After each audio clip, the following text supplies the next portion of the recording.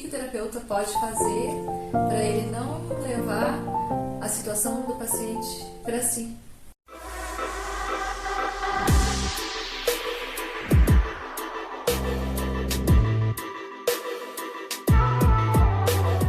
Então, hoje, galera, a gente vai estar fazendo um episódio diferente, uma questão aqui mais experimental, assim.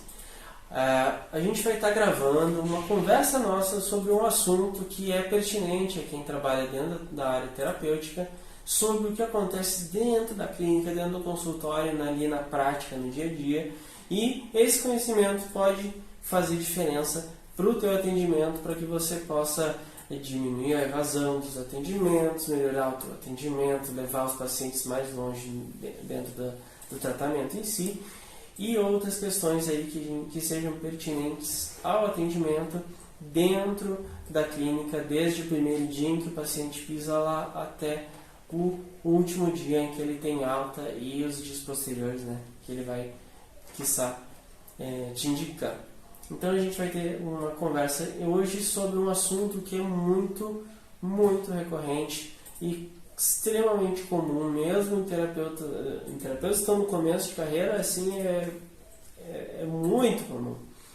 E ele vai tendendo a ficar menos comum conforme a experiência vai vindo. Então a gente vai fazer esse episódio para ajudar você a acelerar o seu processo, para que você possa chegar nesse patamar mais profissional, mais rápido, porque é um fator importante em que age diretamente ali na tua qualidade de vida e no quanto tu entrega para o teu paciente, né, Eliane? Exatamente. A gente trazer esse conteúdo aqui para você surgiu de uma conversa entre eu e o Ricardo, baseado numa situação real que eu vivi ali na clínica, né, no meu atendimento. Uma paciente chegou para mim e me trouxe uma questão que me fez pensar um pouquinho mais no sentido de, puxa, como será que os terapeutas lidam com isso? E aí a gente vai te trazer uma ajuda para lidar com essa questão. Que questão é essa? O paciente chegou e falou assim, Eliane, eu tenho uma amiga e toda vez que essa amiga vem na minha casa, toda vez que ela vem conversar comigo, eu fico tão cansada, eu fico tão esgotada, eu não consigo fazer mais nada. Depois que ela vai embora eu tenho que dormir, porque eu não aguento nem respirar direito, eu fico muito esgotada. Você sabe por que isso acontece? Então ela me trouxe, porque era uma dor dela, né? E ela queria saber o que estava acontecendo. E, gente, não é diferente ali dentro do consultório clínico, ali dentro do atendimento clínico. Por quê? Porque essa amiga que vai visitar minha paciente, ela vai, porque ela se sente confortável, se sente melhor depois que ela sai dessa visita. Ela sai muito aliviada, ela sai se sentindo bem. Só que ela está levando para a amiga aquela situação que está doendo ali dentro dela, aquela situação que está machucando, aquela situação que está apertando, aquela situação que ela não está conseguindo lidar. Então ela vai levar essa situação para a amiga. E como a amiga pega aquela situação para si, é óbvio que ela vai sair aliviada desse processo, ela vai sair aliviada dessa visita. Só que, por outro lado, a amiga fica totalmente esgotada. E há essa realidade dentro do atendimento terapêutico, porque acontece muito do terapeuta chegar no final do dia, depois de um dia de atendimento, dizendo, meu Deus, que dia foi esse? Não aguento, misericórdia, preciso dormir, preciso descansar, eu preciso respirar. Ai, gente, que foi um dia pesado, que dia cansativo, que dia... Fala pra mim se você já não passou por isso ou se você não conhece alguém que já tenha passado por isso. E para que isso aconteça, existe um fenômeno psicológico que faz com que isso aconteça. Que fenômeno é esse? É um fenômeno que tu vai identificar quando você estiver fazendo qualquer coisa no teu dia e você se deparar fazendo algum tipo de comparação daquela situação com a tua vida. É um momento em que, se tu estiver fazendo uma coisa repetitiva, tipo lavar louça, tomar banho, ou qualquer coisa que não exija ativamente o teu raciocínio, você venha a trazer uma informação, um conteúdo, um teor lá daquela situação. Ou seja, também para tu ficar pensando, né, os desdobramentos possíveis daquela situação, enfim, você fica ali elaborando, o teu cérebro está trabalhando sobre esse processo, só que no trabalhar, o teu cérebro também está te trazendo, tá levando a tua saúde embora, né, a tua saúde emocional embora. Esse processo acontece também, por quê? Porque, de alguma maneira, você está se identificando com a situação, tá? De alguma maneira, aquela situação está acordando algo que está em você, que é seu.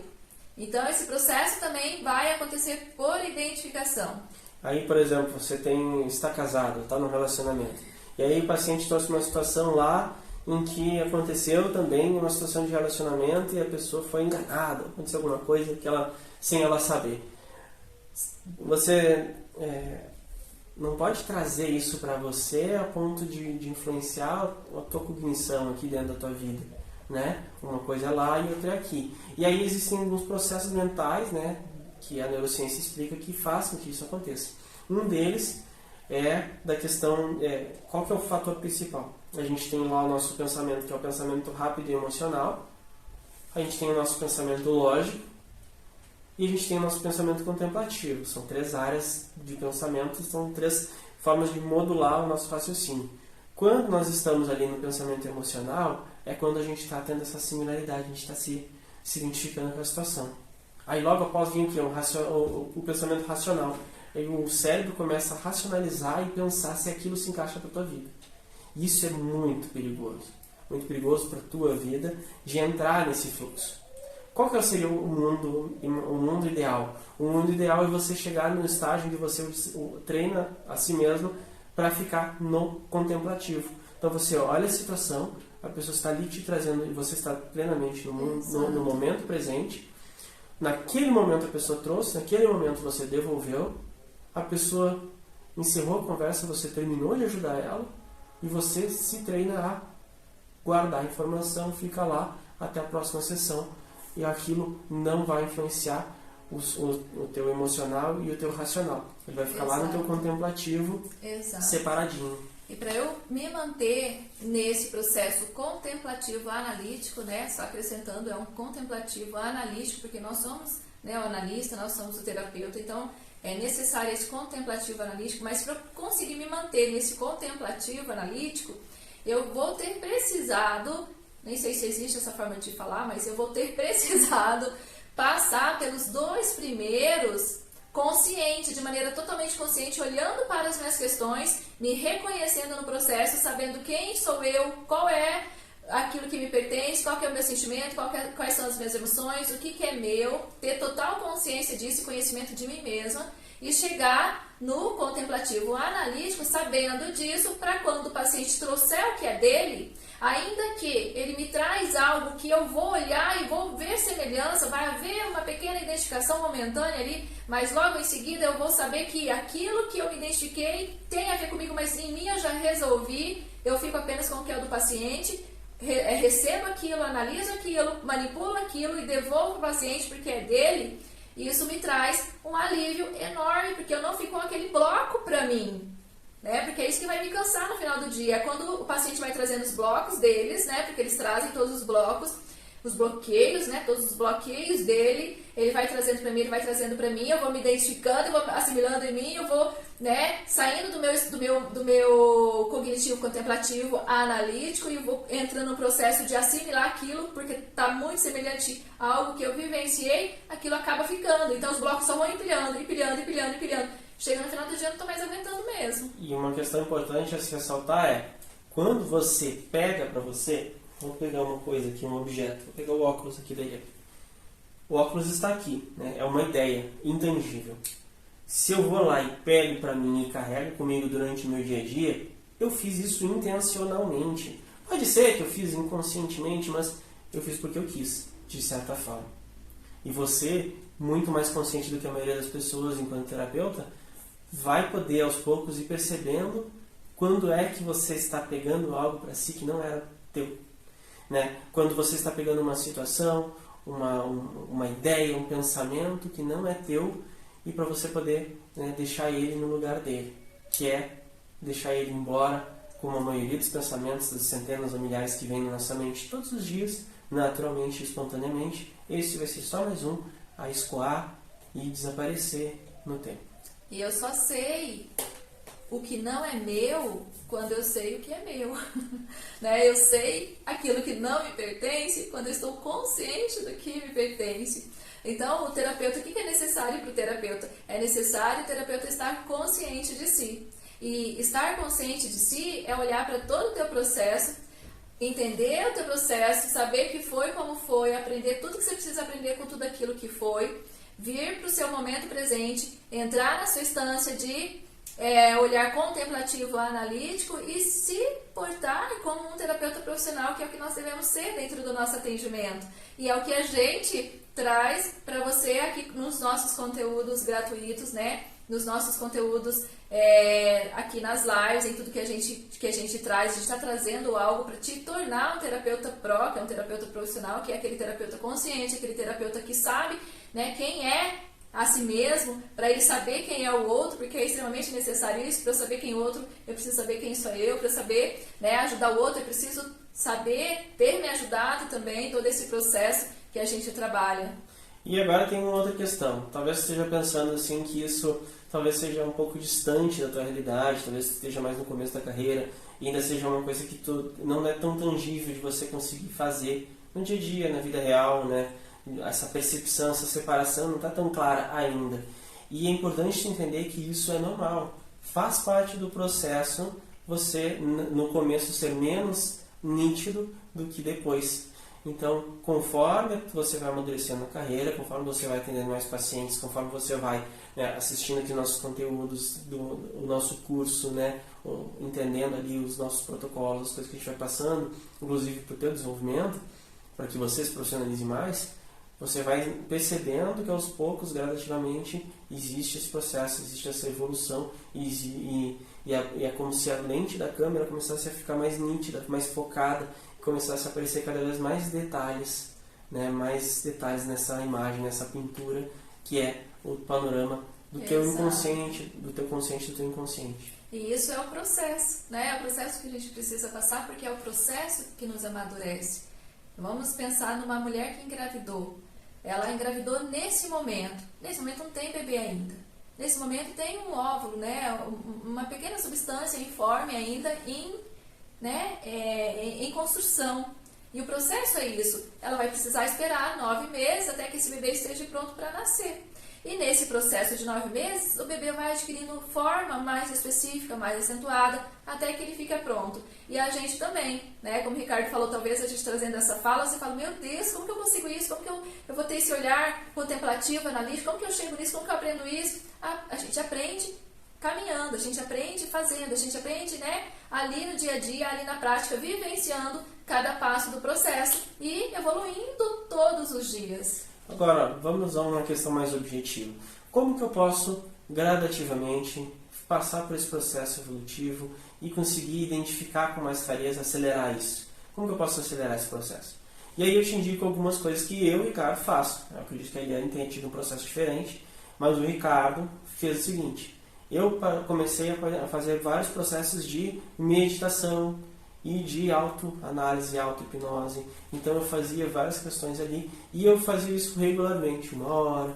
Eu comecei com 5, 10 minutos, fui aumentando e chegou dias que eu estava fazendo isso 2 ou 3 horas por dia. Então eu conseguia ter Quando você está no processo de meditação ali, de mindfulness, que foi o caso que eu utilizei, você consegue, por estar completamente parado e não fazendo outras atividades, você consegue parar e racionalizar e entender de uma forma melhor o que realmente está acontecendo, o porquê aquilo está acontecendo, quais são as motivações por trás das ações de cada indivíduo envolvido naquela situação, e você desdramatiza a vida. Você desdramatiza a vida. Sabe aquela situação? Lembra quando você viu um filme de drama?